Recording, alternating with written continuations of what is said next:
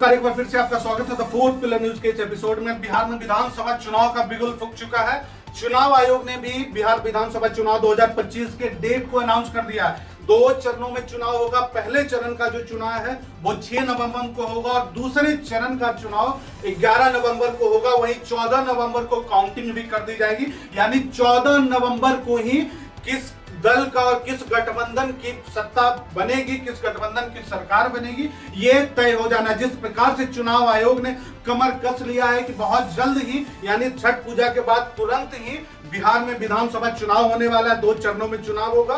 Total 243 विधानसभा seat पे चुनाव होनी है, जिसमें 50-50 सीटों को 2 चरणों में बांटा गया है। अब जब से चुनाव आयोग ने अपने डेट का अनाउंसमेंट किया, सारे दल और गठबंधन के लोगों ने चुनाव आयोग के इस डेट के फैसले का बहुत बढ़िया से स्वागत किया, समर्थन किया है। और कई जो बड़े दल के नेता उन्होंने यह भी कहा है कि उनकी उम्मीद है चुनाव आयोग से कि इस बार बिहार में विधानसभा चुनाव बिल्कुल निष्पक्ष तरीके से होगा और जो जेन्युइन उम्मीदवार होंगे उन्हें ही मतदाताओं का प्रेम मिलेगा और उन्हें ही बिहार में सत्ता संभालने का अवसर मिलेगा। इस बीच जो पप्पू यादव है, पूर्णिया से निर्दलीय सांसद है, उन्होंने एक आरोप लगाते हुए चुनाव आयोग पे कहा कि चुनाव आयोग जो है वो बीजेपी की बी टीम है। उन्होंने कहा कि जैसे ही बिहार में आधा निर्मित पटना मेट्रो तैयार हो गया और नीतीश कुमार ने उसका उद्घाटन कर दिया, उसके तुरंत बाद चुनाव आयोग ने डेट का अनाउंसमेंट कर दिया। ये कहीं ना कहीं ये दिखाता है कि चुनाव आयोग भी बीजेपी की बी टीम है। चुनाव आयोग एनडीए गठबंधन के साथ मिले हुए है।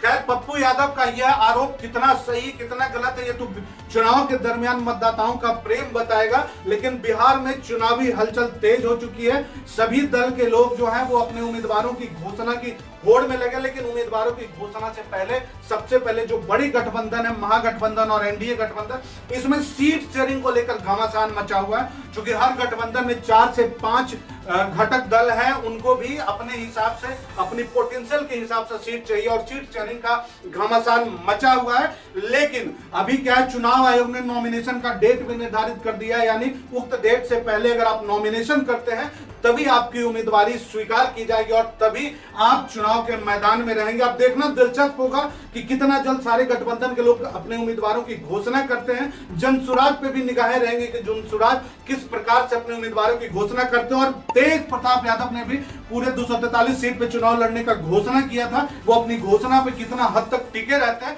ये सारी बातों को देखने के लिए आप हमारे साथ बने रहें द फोर्थ पिलर न्यूज के साथ।